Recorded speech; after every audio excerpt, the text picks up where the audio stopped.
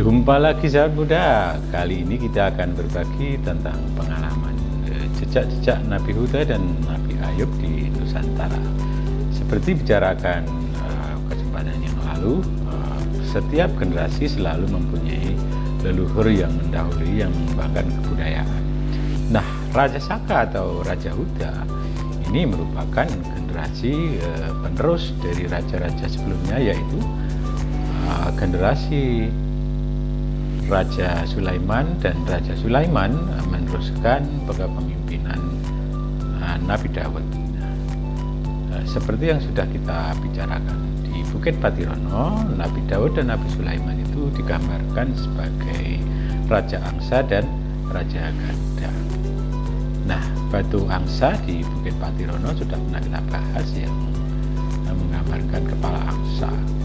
Nah, Raja Garuda itu di Bukit Slor digambarkan sebagai Garuda terbang, dan di dadanya terdapat kaligrafi purba berbunyi Sulaimana. Nah, itu sudah kita bicarakan pada pertemuan yang lalu, sehingga ini menjadi referensi bahwa generasi sebelum Aji Saka adalah generasi para nabi yang mengembangkan kebudayaan Nusantara sekitar 10.000 tahun sebelum Masehi.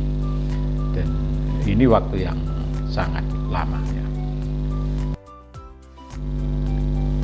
Di Bukit Patirono dapat kita temukan penggambaran tentang Raja Sulaiman seperti di Bukit Solar. Nah, di Bukit Patirono juga kita temukan batu geladek yang di dadanya tertulis aksara kuno Huda. Nah, ini kalau kita cermati terdapat aksara-aksara yang mengejutkan. Nah, kalau gambar itu kita balik tengkurap, maka aksaranya bisa dibaca dari kanan ke kiri berbunyi Saka Huda. Nah, ini memberikan penggambaran bahwa Raja Saka sebenarnya adalah Nabi Huda.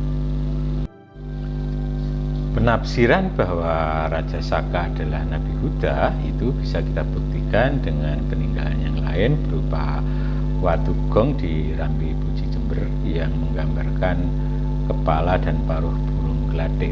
Nah, ini memperkuat bahwa batu geladek di Patirono terhubung dengan watu gong atau selo agung di Rambi Puji, yang kalau kita detail di situ ada tulisan Pawatas Swara yang artinya memberikan informasi perbatasan terkait dengan otonomi wilayah Kamal Panda. Pada watu gong di Rambi Puji terdapat aksara Sulahimana Sura yang menandaskan bahwa Raja Selo adalah keturunan Raja Sulaiman. Kemudian Raja Saka digantikan oleh putranya, yaitu Raja Selo Bajak. Nah, Raja Selo Bajak itu juga diperkuat dengan adanya tinggalan di situs Seputih Mayang yang berupa batu bajak yang sangat besar. Awalnya ada di ladang, tapi sekarang sudah dipindahkan ke rumah. Kemudian Raja Selo Bajak dilanjutkan putranya oleh Raja Selo Giri yang dalam tradisi cerita Jawa dikenal sebagai Prabu Watu Gunung.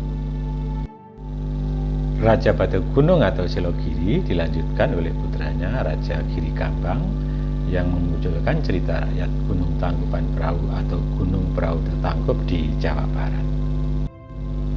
Raja Giri Kambang dilanjutkan oleh putranya bernama Raja Selo Katak, kemungkinan merujuk pada Raja Katak atau Raja Batak di Bukit Tinggi di wilayah Sumatera. Keberadaan Raja Batak juga ditandai batu katak atau watu kodok di daerah Sumber Malang, Situbondo, Jawa Timur. Sahabat muda, Raja Silokata dilanjutkan oleh Raja Tangga yang merujuk pada Raja Tanggamus di Lampung, yang di Jawa disimbolkan sebagai Watu Ondo di daerah Situbondo, Jawa Timur. Kemudian Raja Tanggamus dilanjutkan oleh putranya bernama Raja Silolawang yang ditandai Watu Lawang Sekedeng di daerah Bondowoso di Jawa Timur. Raja Watu Lawang dilanjutkan oleh Selo terenggiling sebenarnya simbol dari Raja Puter Giling ya, yang disimbolkan di Wringin itu sebagai batu glingseran ya. Jadi Selo Glingsir sebenarnya yang dimaksudkan. Nah ini melanjutkan kepemimpinan Raja Selo Lawang. Nah Selo Glingsir ini ada di wilayah Wringin Bondowoso di Jawa Timur yang masyarakat sering menyebutnya sebagai watu kendang ya, karena wajahnya mirip alat musik kendang. Sahabat muda, di Bukit Arak-Arak Bondowoso kita temukan bangunan berupa batu payung. Ini menggambarkan kekuasaan Raja Watu Payung atau Selo Kudung yang merujuk pada Raja Kudungga. Sebenarnya ini pusat kekuasaannya di wilayah Kutai di Kalimantan. Nah, di wilayah Nusantara yang lain batu payung itu banyak bertebaran. Nah, misalnya di Campur Daerah Tulungagung juga terdapat batu payung. Nah, ini menggambarkan Raja Selo Kudung atau Raja Kudungga. Kemudian di Situbondo, Jawa Timur juga ditemukan batu payung yang oleh masyarakat setempat dinamakan sebagai Candi Widoro Payung. Nah, ini juga menandai keberadaan Raja Kudungga di Kulitai. Batu payung atau Umbrella Rock itu ada di penjuru Nusantara, kemudian juga ada di daerah Agno Pangasinan Filipina, ada di Granite Island Victor Harbor Australia, dan di Arizona USA, serta di Ghana Afrika. Nah, ini membuktikan bahwa jaringan religi Raja Kudungga atau Resi Kudungga alias Nabi Ayub itu sudah mencapai kawasan dunia yang terjadi pada tahun 401 Saka atau 479 Masehi. Sahabat muda, keberadaan Nabi Huda ditandai batu gelatik beraksara Huda di Bukit Patirana. Nabi Ayub ditandai prasasti Yupa di tepi Sungai Mahakam, Kutai, Kalimantan.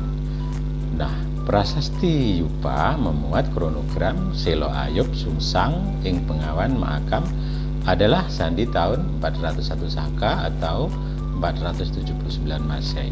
Ayub Sungsang artinya Ayub naik tahta. Mahakama artinya makhluk linuwe alias nabi. Sahabat muda, di pintu masuk Bukit Patirono di pinggir dusun kita temukan batu Singaranu yang merupakan simbol Raja Singa Samudra, yang bukti itu juga diperkuat adanya batu buaya samudra di Pantai Payangan. Nah, ini menandakan kekuasaan Raja Singa Samudra pada tahun 481 Saka atau 559 Masehi, dan pada batu itu kita bisa menemukan gambar buaya samudra, dan di situ ada tulisan Sulaimanasura yang menegaskan bahwa Raja Singa Samudra masih keturunan Raja Sulaiman yang mendahului sebagai generasi tuanya. Nah, sahabat muda, sampai periode Mataram kuno, era Raja Singa Samudra, nama Sulaiman masih disebut dalam peninggalan batu kuno secara rahasia. Nah, fakta ini menegaskan bahwa Nabi Huda, Nabi Ayub merupakan penerus Nabi Sulaiman dan sangat dihormati oleh dinasti Mataram. Nah, demikian sahabat muda, semoga ini menjadi pelajaran bagi kita bahwa ternyata di Nusantara banyak nabi yang telah diturunkan oleh Tuhan untuk memimpin kita, dan kita patut menghargainya. Terima kasih dan sampai jumpa.